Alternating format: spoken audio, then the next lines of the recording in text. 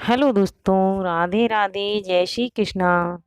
तो मैं प्रेमलता मिश्रा आपका स्वागत करती हूँ अपने इस चैनल प्रेम योगी सरल उपाय में। तो दोस्तों, आज हम सुनाएंगे करवा चौथ व्रत कथा। तो दोस्तों, चलिए वीडियो की शुरुआत करते हैं। करवा चौथ के व्रत के दौरान कथा सुनने का बड़ा ही महत्व माना जाता है। कथा सुने बिना ये व्रत पूर्ण नहीं माना जाता है। महिलाएं पूरे दिन निर्जला व्रत करने के बाद शाम को चंद्रमा को अर्घ्य देकर व्रत का पारण करती हैं। उससे पहले पूजा पाठ करना, विधि विधान के साथ कथा को सुनना बेहद जरूरी माना जाता है।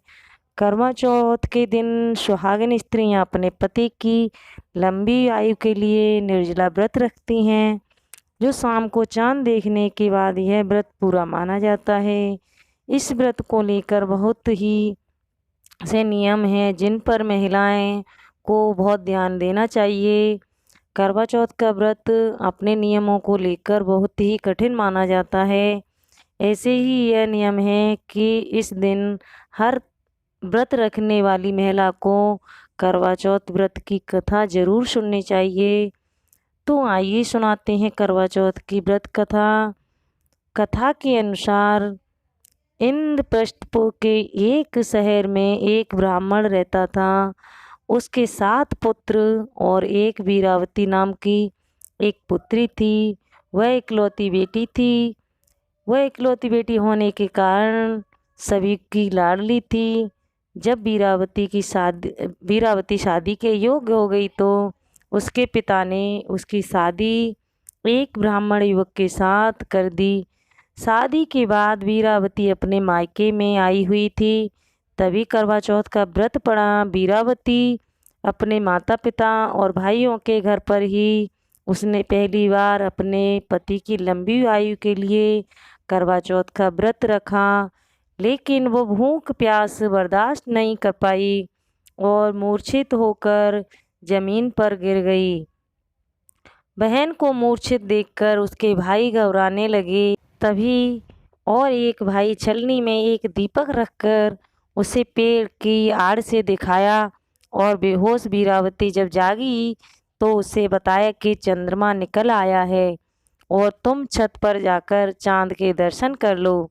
वीरावती ने छलनी में जलती हुई दीपक को चंद्रमा समझकर दर्शन किया और पूजा पाठ किया और वो भोजन करने के लिए बैठ गई। तो पहले कौर में ही बाल निकल आया और दूसरे कौर खाया तो छींक आ गई और तीसरा कौर खाया तो उसकी ससुराल से बुलावा आ गया। जब वीरावती ससुराल पहुंची वहां देखा कि उसके पति की मृत्यु हो गई है।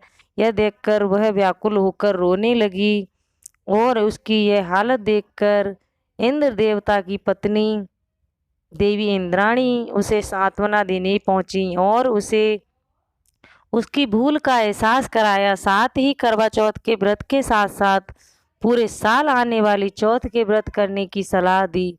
वीरावती ने ऐसा ही किया और व्रत के पुण्य से उसके पति को जीवन दान मिल गया। और इसी में एक दूसरी कथा भी है जो दोस्तों आइए जानते हैं, सुनते हैं दूसरी कथा करवा की। तो दोस्तों, प्राचीन काल के अनुसार एक गांव में करवा देवी अपने पति के साथ रहती थीं। एक दिन उनके पति नदी में स्नान करने के लिए गए। स्नान के दौरान मगरमच्छ ने करवा के पति का पैर पकड़ लिया और खींचकर नदी में अंदर की ओर ले जाने लगा। इसी दौरान पति ने अपनी रक्षा के लिए अपनी पत्नी को पुकारा और कहा। करवा अपने पति की आवाज़ सुनकर नदी के किनारे पहुंच गई और मगरमच्छ को एक कच्चे धागे से पेड़ से बांध दिया। और करवा के सत्वित्व की वजह से मगरमच्छ हिल तक नहीं पाया। इसके बाद करवा ने यमराज को पुकारा और अपने पति के जीवन दान को मांगा और मगरमच्छ को मृत्युदंड देने के लिए कहा। यमराज ने कहा कि मगरमच्छ की आयु अभी पूरी नहीं हुई है और तुम्हारे पति की आयु पूरी हो गई है। और यमराज की ये बात सुनकर करवा क्रोधित हो गई और उन्होंने कहा यदि उनके पति के प्राणों को कुछ हुआ तो वो श्राप दे देगी। और सती करवा के श्राप से डरकर यमराज ने मगरमच्छ को यमलोक भेज दिया और करवा के पति को जीवन दान दे दिया। साथ ही करवा को सुख समृद्धि का वरदान भी दे दिया। और यमराज ने कहा, जो स्त्री इस दिन व्रत करके करवा को याद करेगी उनके सौभाग्य की रक्षा मैं करूँगा। कहा जाता है इस दिन कार्तिक मास के कृष्ण पक्ष की चतुर्थी तिथि, तभी से करवा चौथ का व्रत रखने की परंपरा चली आ रही है।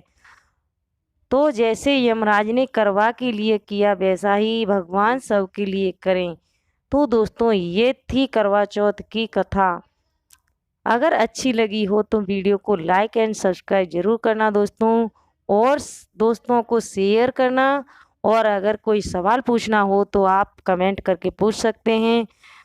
तो राधे राधे दोस्तों, जय श्री कृष्णा।